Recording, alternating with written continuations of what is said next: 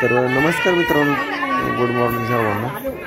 तर बघा आता इथं आपल्या देवाचं दूध दळायचं चालू आहे आणि दूध जे आता हे दळलं मग ह्याच्यानंतर उद्याला दूध आता शिजवायचं आणि आता भात पण कांडायचं चालू आहे। बघा मला दाखवतो की असा भात कांडायचं चालू आहे।